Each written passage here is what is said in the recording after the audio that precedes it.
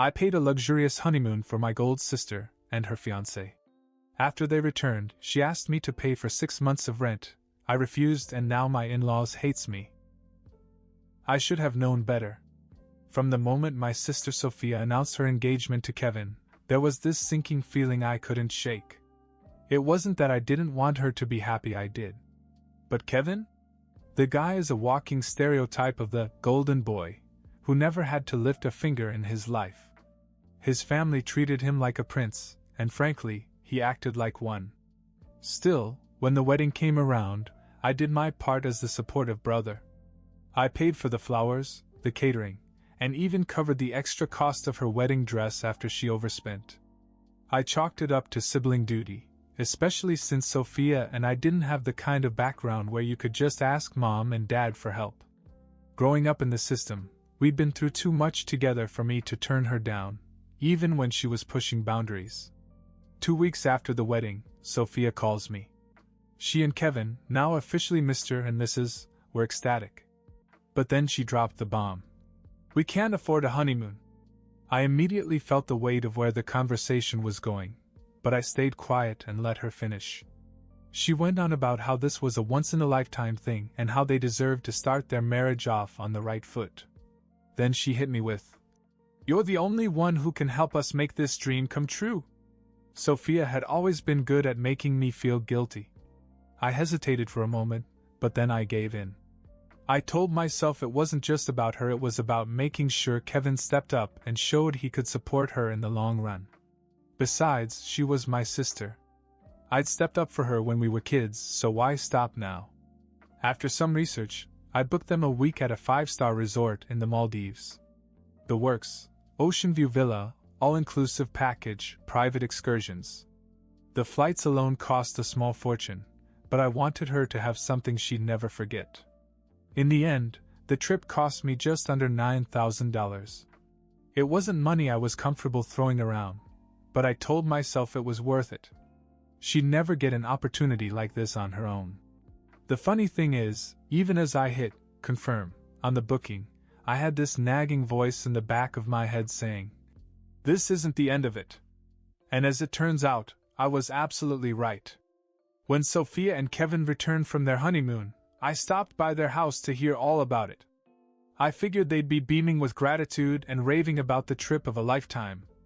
I mean, I'd pulled out all the stops: crystal clear waters, luxury spas, candlelit dinners on the beach. What more could they want? I knocked on their apartment door and Kevin answered, looking like he just rolled out of bed. He gave me a half-hearted, "Hey man," before heading for the couch. Not exactly the enthusiastic response I was expecting. Sophia appeared a moment later, all smiles, and ushered me in. We sat down at the kitchen table and I asked her how it went. Sophia launched into a recap of her week's snorkeling, a sunset cruise, massages. She mentioned how amazing the food was and how the staff treated her like royalty. But then, out of nowhere, she sighed and said, "It's been so amazing, but it just went by too fast. It's a shame you didn't book it for 2 weeks instead of 1. I thought she was joking. I even laughed and said, "Well, maybe next time you can extend it yourself." But Sophia didn't laugh. Instead, she shrugged her shoulders and said, "Yeah, maybe." Kevin, for his part, remained glued to his phone, not even bothering to join in. That was the first red flag. As we sipped tea, the conversation turned to how they were settling into married life. A few months before the wedding, they'd moved into an apartment they could barely afford, even with financial help from Kevin's parents. I nodded politely, but then Sophia suddenly said, "We wanted to talk to you about something." Her tone was serious, and Kevin finally looked up from his phone. His face was unreadable, which was a first because the guy usually wore his emotions like a billboard. Sophia continued, "So we were thinking, since you've already been so generous with the wedding and honeymoon, it would make sense for you to help us out with the rent for a while. Just for 6 months or so. You know, to give us some breathing room." I blinked. For a second, I thought I'd misheard them. They weren't asking, they were telling me. I even repeated it to her, just to be sure. "You're asking me to pay your rent for 6 months?" Sophia nodded like it was the most sensible thing in the world. Yes, just until Kevin finds something more stable. You're the only one that can really help. I stared at her, completely stunned. You're joking, right? I just spent $9,000 on your honeymoon. That's more than all of you make in 3 months. That's when Sophia decided to double down.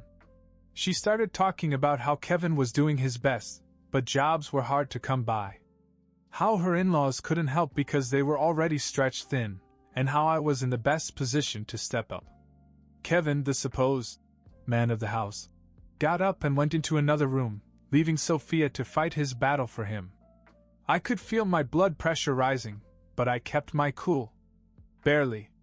No, I said flatly. I'm not doing this. I've done enough. How you two live is not my problem anymore. Sophia's face fell, and before she could argue, the door opened and her in-laws walked in. That's when things really went south. Sophia's in-laws' entrance felt oddly timed, as if they'd been waiting outside for their cue.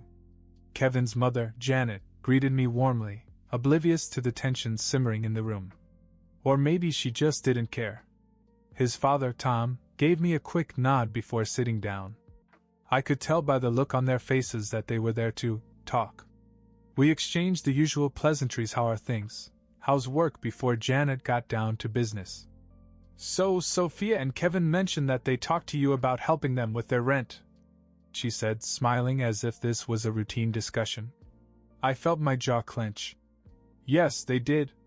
I told them I wouldn't do it. Janet's smile faltered for half a second, then recovered. Oh, I think you should reconsider, she said. You've been so generous already, and this would just be a little extra help to get her back on her feet. I couldn't believe what I was hearing. A little extra help? I just spent $9,000 on their honeymoon. That's not a drop in the bucket to me, Tom chimed in. Well, you're in a position to afford it. They're young, starting out, that's what family does. I laughed, but there was no humor in it. What family does? You're literally sitting here asking me to pay your son's rent while you're his parents. Janet bristled. We've done a lot for Kevin. But you don't have children of your own, so maybe you don't understand how hard it is for young couples these days. Oh, I understand just fine, I shot back.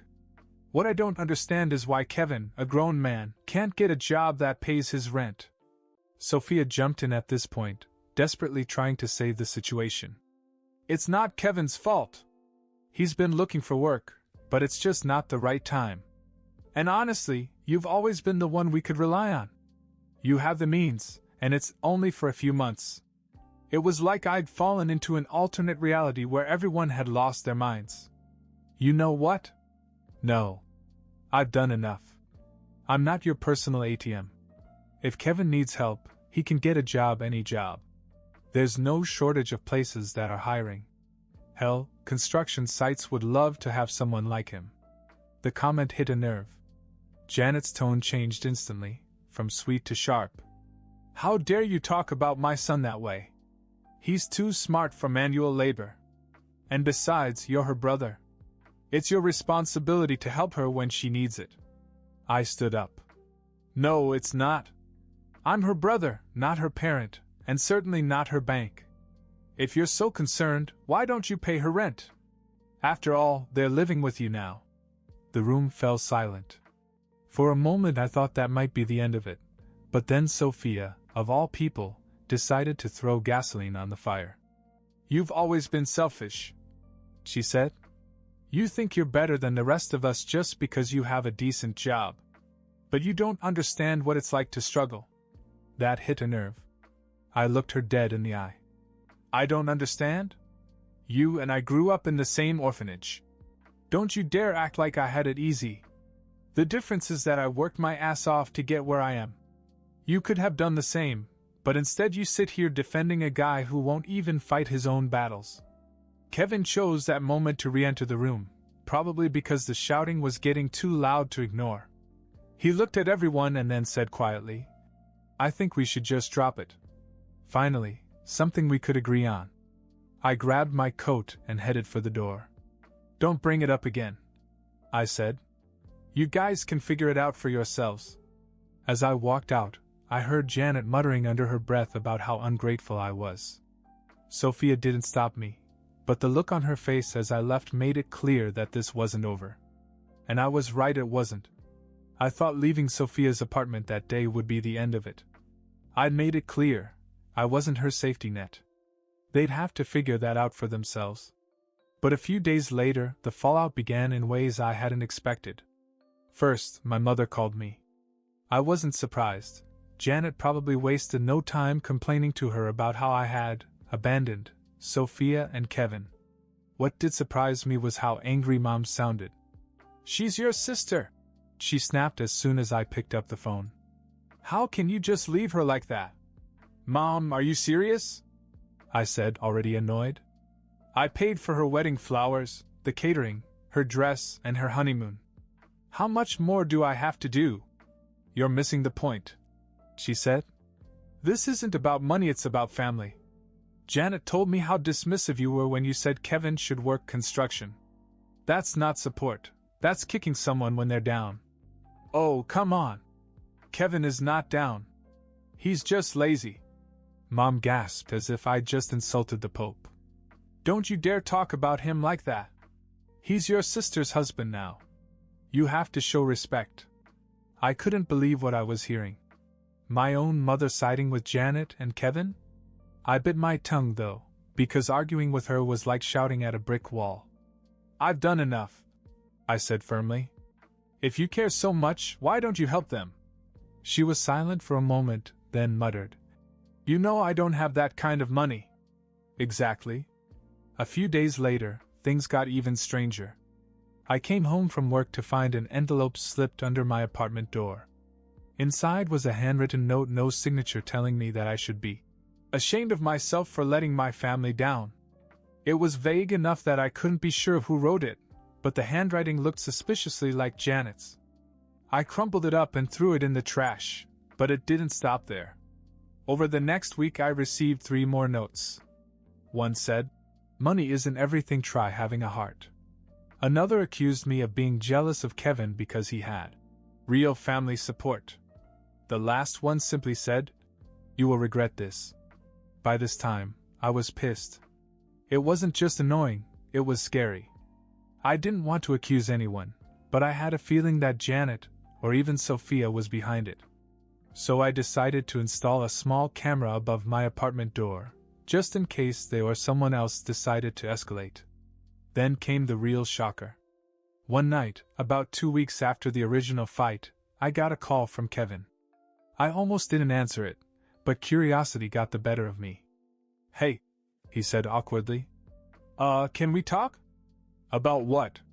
I asked, already bracing myself for another guilt trip. I wanted to apologize. For everything. That was unexpected." "Go on," I said carefully. Kevin sighed. "I know I haven't been great. And I know Sophia put a lot on you. I haven't handled things the way I should have, and neither has she. It's just been hard." I wasn't sure how to respond. Part of me wanted to accept the apology, but another part was still angry. "What's your plan now?" I asked. "Because, Kevin, I can't keep bailing you out. You have to step up." "I know," he said. "That's actually why I called. I got a job." That caught me off guard. "You did?" "Yeah. It's not glamorous, but it's something. Warehouse work. Night shifts."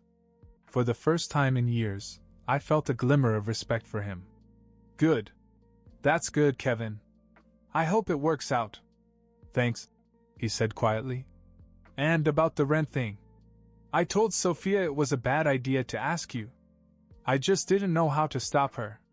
I wasn't sure if I believed him, but at least he was taking some responsibility. "Well, it's done now," I said.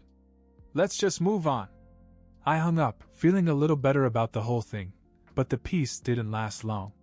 The next morning, I checked the footage from my door camera and saw someone I wasn't expecting, my mom. She was the one who left the notes. I couldn't believe it.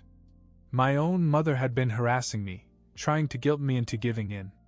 And the last note, the one that said, "You'll regret this," that stung the most. I called her right away. "Why the hell did you leave notes at my door?" She didn't even try to deny it. "Because you're stubborn," she said. "And I thought if you wouldn't listen to reason, maybe you'd listen to your conscience." "My conscience?" I snapped. "Do you even listen to yourself? You've been sneaking around, harassing me in my own home. How is that supposed to make me want to help anyone?" She tried to backpedal, but I wasn't having it. "You crossed the line," I said. "Don't ever do that again." That was the last straw for me. I decided to have no contact with her for a while. But I still couldn't shake the feeling that this wasn't over. And as usual, I was right. I thought cutting off contact with my mom would give me some peace, but it didn't. Less than a week later, I received a text from Sophia. "We need to talk. It's important. Please come over." I almost ignored it, but something about the tone, inviting, not demanding, made me pause. Against my better judgment, I decided to see what was going on. When I arrived at her apartment, Sophia opened the door, her face pale and drawn. Kevin was sitting on the couch, staring at his hands. The mood was completely different from our last encounter. No smugness, no guilt. Just tension. "What's going on?" I asked cautiously. Sophia hesitated, then blurted out, "Kevin's job didn't work out." I sighed, already regretting coming. "Okay, so? What does this have to do with me?" "It's not just that," she said quickly. "There's another problem." Then Kevin spoke, his voice barely above a whisper. "I owe money." That got my attention. "What kind of money?" He hesitated, glancing at Sophia, who looked like she wanted to crawl under the couch.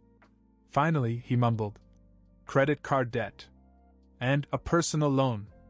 It's bad." "How bad?" I pressed.